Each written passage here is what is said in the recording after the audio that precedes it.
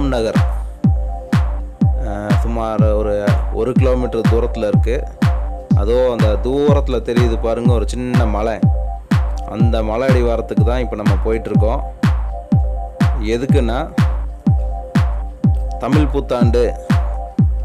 இந்த தமிழ் புத்தாண்டுக்கு சில மரத்தோட விதைகளை வந்து அந்த இடத்துல நம்ம வீசுறதுக்காக போயிட்டுருக்கோம். இன்றைக்கி வந்து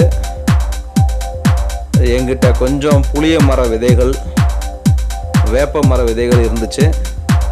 இன்றைக்கி நல்ல நாள் அப்படிங்கிறதுனால அதை கொண்டு போய் அந்த மலையில் சுற்றி வர வீசிட்டு வரலாம் அப்படின்ட்டு நானும் என்னோடய பொண்ணும் போயிட்டுருக்கோம்.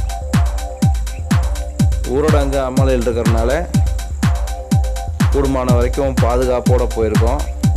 ஹெல்மெட்டு, மாஸ்க்கு எல்லாம் போட்டு போயிருக்கோம். அந்த ஏரியா சுற்றி நாங்கள் விதை வீசிட்டு திரும்பி சேஃப்டியாக வீட்டுக்கு வந்துட்டோம். சரியா?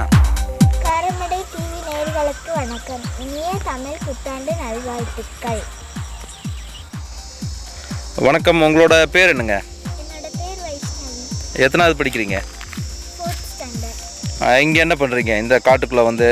இன்னைக்கு தமிழ் புத்தாண்டுங்கிறதுனால விதை வீசிருக்காங்க. மரத்துக்காக விதை போட வந்தீங்களா? தமிழ் புத்தாண்டுங்கிறனால விதை போட வந்திருக்கீங்களா? எந்தெந்த இடத்துலலாம் விதை வீசுவீங்க?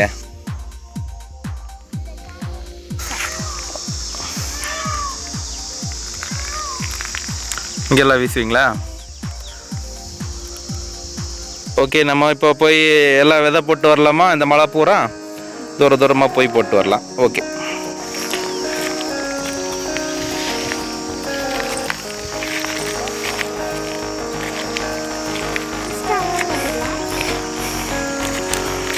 வாங்க, இந்த இடத்துல போடுங்க அங்கே ஒரு விதை போடுங்க. போட்டிங்களா? ஒரு இடத்துலையும் ஒரு விதை போடணும்.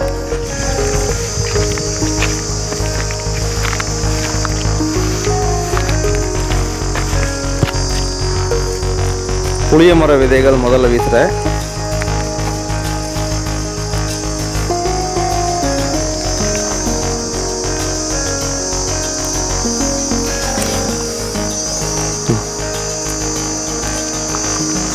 ஓகே, விதையெல்லாம் வீசியாச்சு. வீட்டுக்கு போகலாமா? போகலாம்.